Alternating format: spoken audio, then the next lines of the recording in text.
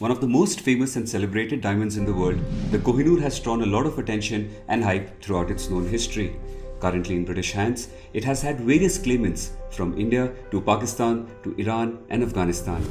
So who exactly is the right claimant to the famous diamond?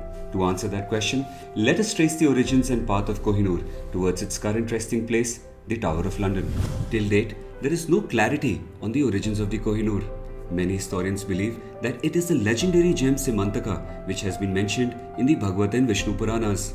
However, there is no clear reference to the Kohinoor by its name in any of the Indian historical texts.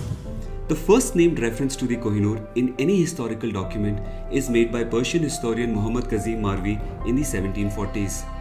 He speaks about the dazzling egg-shaped diamond being taken away by Nadir Shah during his invasion of Mughal India in 1739. Therefore, we have no clear idea as to how and when the Kohinoor landed up with the Mughals, but we definitely know how they lost it and what happened to it after that. As part of the war loot, Nadir Shah took the Kohinoor with him to Iran, where it would stay till his assassination in 1747. While Nadir Shah was being brutally murdered by his relatives, one of his Afghan commanders, Ahmad Shah Durrani, ensured the protection of his royal harem. Impressed by his loyalty, the first lady of the harem gifted the Kohinoor to Durrani, who took it to Afghanistan, which would now become its home for the next 70 years. Ahmad Shah went on to establish the Durrani dynasty, and the Kohinoor remained with his successors, except for a brief period of 3 years.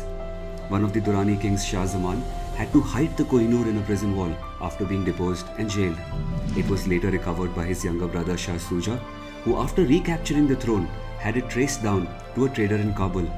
The trader had no clue about its value and was using it as a paperweight. From Afghanistan, the Kohinoor next moved to the Sikh kingdom of Maharaja Ranjit Singh, who coveted it more than anything else. He finally got his opportunity when Shah Suja was overthrown and forced to seek refuge in Punjab. Ranjit Singh pressurized and tortured both the Shah and his son till the Kohinoor was given to him in 1813.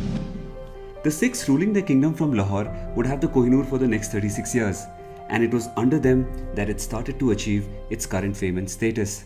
Apart from its monetary value, it became a symbol of Punjab's independence and dominance. After Ranjit Singh's death, Punjab became weak and was captured by the British. The ruling king, 5-year-old Duleep Singh, was forced to sign the Treaty of Lahore.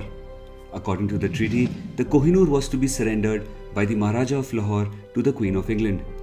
It was finally delivered to the Queen on June 3, 1850, and has so far remained a part of the British crown jewels. By the time the Kohinoor reached London, it had traversed India, Iran, Afghanistan, and British India. Along with being a symbol of dominance, word had also spread that it was a cursed gem. It provoked envy, greed, and violence in those who coveted it and brought untold misery and sorrow to those who finally owned it. To know whether this is myth or reality, keep watching this space.